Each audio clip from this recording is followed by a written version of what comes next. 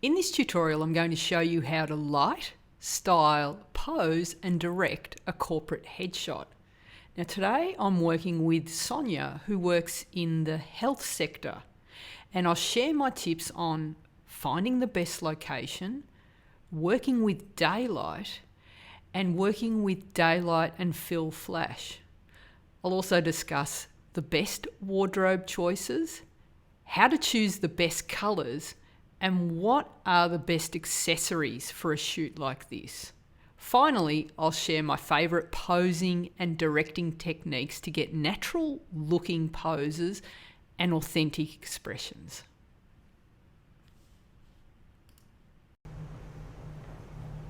All right, Sonia, so what in a sentence, what is it that you do for work so I can get a sense of how to shoot you?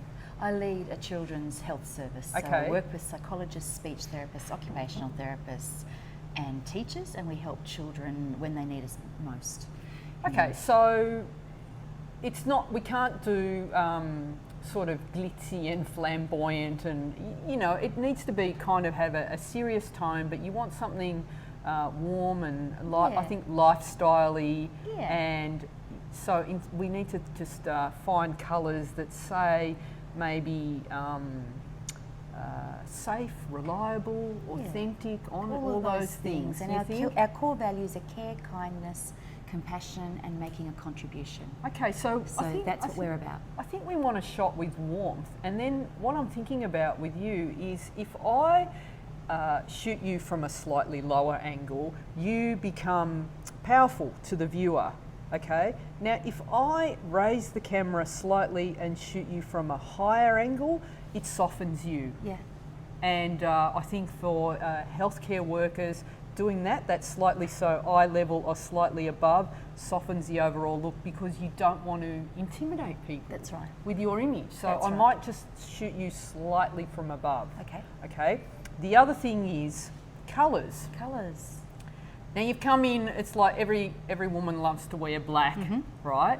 But the problem with black is it takes away all the colouring from you. It's like it's not the ideal colour, especially in photos. And I think black is kind of, has a sense of, stand back, or can make people look intimidating in a photo. So I want to avoid having blacks with you, because it's like you've got the most amazing eye colour, and the right colour is going to make those pop. So I can just see, so we've got the black here, right? And the difference is, and what I like to do is just get some, I'm picking that you're a bluey green, is good for your skin tone. Yeah. So I'm thinking, and out of these, like, you know what works best.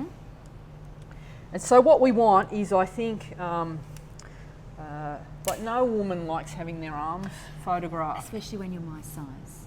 But no one does. No one does. No one. Even supermodels all say, can you make my arms look thinner? And their arms are like that. So it's like, it's everyone. Okay. I think it's a woman's least favourite body part.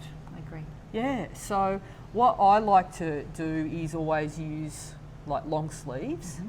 Okay, and then it's all about the colouring. Okay, so it's just a matter of. Is that a? That's short sleeve. That's a no. That's a no. That's a no. Okay. Yeah. Done. So good thing I brought lots with me. Yeah. So I think we'd go with long sleeve, or even a softer flowing sleeve, and it's it's also about what you're comparing it to. So if I shot anyone of any size with spaghetti straps, okay, because you're comparing an arm with a very thin strap, everybody's arms look huge. But if you get that same person, no matter whether they're a small size or a plus size, you put them in like a flowing shirt sleeve, suddenly it makes their arms appear a lot narrower by comparison. So, that works really well. So I think so nice. These are all have you got sleeve too? Yeah. There's hundreds of them. So I like blue does a lot. It's just a matter of finding the right tone of blue. And so like what I like to do is using daylight, just stand in front of a mirror and see and just watch what happens to your eyes with the different colours of blue. So I think we'll go with either, or a green could also. What's that look like? Short sleeve. Is that a favourite of yours? The green, I usually... Yes, look at that. Look at the difference in the eyes. It's suddenly the eyes look green. It's amazing. A great exercise to do with your model before you shoot is to get them to hold up each outfit in front of their face in the light that you're shooting in, and have a look at how each different colour influences the skin tone and the eye colour. What do you think? The thing with jewellery is you want to keep it simple and you don't want it to date. That's right. Okay, so you don't want to go for groovy, and it's like, because you're a health professional, you want to be taken seriously, so you wouldn't be wearing long dangly. So I always go for classic and simple. Right. And with the if you're wearing a necklace, it's like, my rule of thumb is like, it's one or the other. Okay. Yeah, so would you prefer to have a necklace, or would you prefer to have earrings? Probably earrings. Okay. And the thing about not having a necklace is that we're not having to worry about where it's like, because you'll get that shot and you go, the necklace was over to there, whereas the earrings we can keep in place. So out of all of those in there, which you think are probably the simplest, that are just going to add a little ding to you and make you feel happy and a little bit special, but not as in, I'm going out for cocktails. Right. I'm here to work. So out of those, which would you wear to work? I often wear these. Meeting a family or little something? drop ones I sometimes okay, wear, let's go with but that. I also sometimes wear little studs. Little studs. See, those ones with the blue are probably going to bring in, but do they feel a bit too fancy? Because they're going to also bring out your eyes as well. Let's use them then. We just need to decide if they're not If they're too fancy. And we'll try on the other side, like maybe a lesser one. Yep. See, they got a little bit of...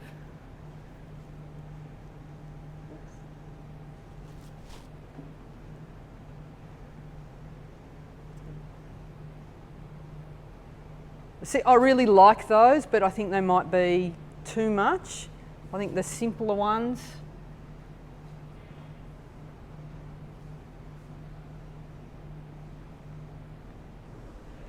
All right, for this image, okay, so I'm in a workspace. This could easily be a cafe. It could be someone's lounge room at home. But what I'm looking for when I'm looking for light is, I'm inside, but I'm looking for an area where I've got light coming down, sunlight hitting the concrete, and what's happening is we've got ambient light that's coming in from outside that's lighting the room, but we've also got like a stronger quality of light that's hitting the concrete and bouncing in.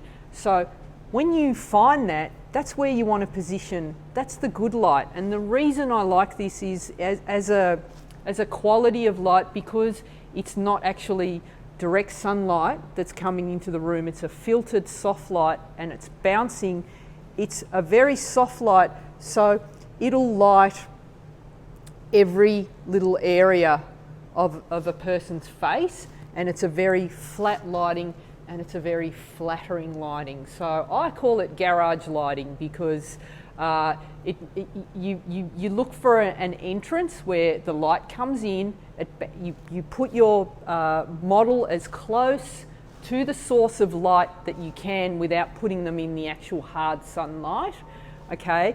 And then you expose for the skin tone and you let the background go. Now again, what I want is, I don't want a lot of detail in the background. I just want a sense of life, a sense of something in the background, and I want depth. I don't want to have my model and then a flat wall behind them, which I think was a traditional way to shoot corporate headshots. I want to feel like there's something beyond going on, and it wasn't that we set up a backdrop in a studio. I want it to feel like I'm photographing Sonia at her business place. She might have happened to be just working and I've got that shot. So I'm looking for an area where I can get back and shoot with the lens that I want, which is a long lens. All right, and I need to be able to get back and be comfortable and fit behind the camera. Then I'm setting up my model in a position and I'm looking for a background that is something but nothing. So I'm avoiding, obviously, having plants growing out of the back of her head. I'm avoiding things that are maybe too bright because the eye is already always drawn to the brightest part of the frame. So I want my model to always be the absolute hero of the shot. So I've got a set here that is lovely. It's simple, it's daylight lighting. This is the simplest that you can use. And now it comes down to taking it next level, because you could just stand someone in this light, throw the background out of focus and get a good shot. But you can finesse that a little bit and make your model look really comfortable and give them a nice body shape. So that's what we're going to try and do now. That colour, honestly, just, I can't stop looking at your eyes. It's amazing what a difference it makes. And with the hair colouring, the eyes, you look amazing. So we're going to get you in a position. It's going to feel a little bit awkward, the position I'm putting you in, but I want you to remember that I'm only getting this. So what's going on with the rest of your body, don't worry about, because I'm worried about getting the shape of the face, the shoulders at the right angle. So I'll show you what I want you to do. So my camera's there and I'm shooting back this way. All right, I'm going to get you to come in and sit in here, and I kind of want you, it's important that you're up and over, because I want you to look at my chin area. Okay, so if I'm like this, you can see that everything naturally, gravity, it all but if I come in and push forward, see how it kind of stretches out? So what we want to do is get the face forward and stretch the neck out, and it gives you a really nice jawline. All right, so it's all about making the model feel comfortable in the space that they're in. So it's still, what I want is the up and over maneuver to stretch out skin and give the most flattering jawline possible. So what I've done with Sonia is I've just found it a lot easier to get the shape that I want, to have her leaning over the back of a chair. And so this is another great position that you can pose people in, have them over a chair. So I've got her over that, and I've got the position right, and I'm going to shoot this again as a horizontal, and I've brought my camera frame up slightly because I want to shoot over slightly higher to not too high. You don't want to have that 90s vibe going on, but I'm just sort of at eye level, just slightly above, so it softens her. And I think it's a good approach for health professionals, rather than making them feel look powerful and domineering, which is what you want to do with maybe corporate types. But I think for this sort of sector of the workforce, that slightly eye level or just slightly above works well. So we'll go ahead. So I've got my camera set just above her eye line, horizontal. My settings are, I'm shooting at ISO 400, and I am at f3.2, 1/125th of a second, and I'm just using this lovely flat, beautiful daylight here, lovely soft flattering lighting. So there we are. And again, I can just use my hands, camera's on tripod, I can direct Sonia to do whatever I want. It's like magic. Woo! And I don't like the head tilting back in a portrait, and I see this a lot. I want you to do it for me so I can just get a still. All right, that to me is less confident than when you tilt your head that way. I think naturally when a person looks at a camera and if they're afraid of the camera, they rear back and the head goes away. I think it's more engaging when the head tilts towards camera. So I prefer this vibe. So I keep you there, and I keep you there just by using my hands. So just get it here. And then we've got the beautiful smile. The light is pumping in. We've got lovely big windows that are giving really nice catch lights. So everything's sparkling. Nondescript swirly colours in the background, which is all you need, and depth to give the shot life, and away we go. And then it's just a matter of keeping that connection going. I'm just going to open up a third of a stop, and that is looking beautiful. And I'm just going to tweak my background. I could just see the edge of something just coming through the back of Sonia's head. So you're always looking at, as well as the expression, what's going on in the background. Is there anything distracting there? And then you're away, and it's all about that connection. Beautiful open mouth smile, which is lovely. That looks really good. Now, what I want to do is just add another element. Sometimes when I'm shooting with daylight, it can feel a little flat. I like to just bring a bit of something into the back just to give it separation. So rather than lighting from the front, you can use a speed light, a softbox, and just bring a little bit of a hair light, a little bit of bling into the shot. So I've got my speed light set up with my beauty dish, which I usually use for lighting the face, but I'm going to use it to light the background. So I've got the background set at, I think it's at half power, and it's just going to lift and show a little bit of a highlight on her hair, and just a little bit of separation. It just gives it a bit more glitz, and it's hardly noticeable, but you will notice the difference, and I think it's a lovely thing to do if you can get some background lighting in there. So that's the shot there with the background. I think it looks lovely. That's so beautiful. Just push forward. And what you notice is when you're shooting, the model loses interest. They shut down, and if you're not talking to them, they start to go into their head, and the inner monologue goes, I hope I'm doing this right. I hope this colour looks good. I wonder if I've done my washing. Did I turn the iron off? And you can see that in the eyes, so you've got to get them back. So whenever I see it's like the power goes off in the eyes, you just say, come back to me, new smile. And there you go, she's engaged again. And you usually get about 5 clicks, but you just keep the praise going. That looks really good, beautiful.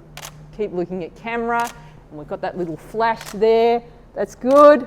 She's gone into her head again. I can see it, so I'll bring her back to me. Stay in the moment. We were in the Shangri-La, weren't we? Okay, so we're back there. Let's stay there. Okay, what drink are you ordering? I might go to a red now. You go onto a red? Is it right time of the day? Okay, and what sort of nibbles are we having?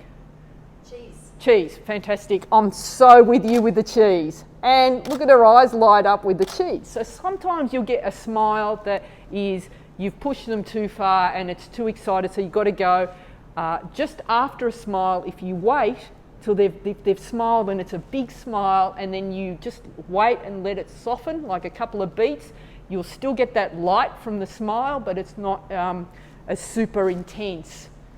So that's what I like to do. So that's what the chatting's about. So now that I've given away all my secrets, Sonia, that's good. All right, and sometimes to distract, I might say, just look over there with your eyes. Good. Eyes to me. Hello. Eyes away. Eyes to me. Good. Good. Good. Beautiful.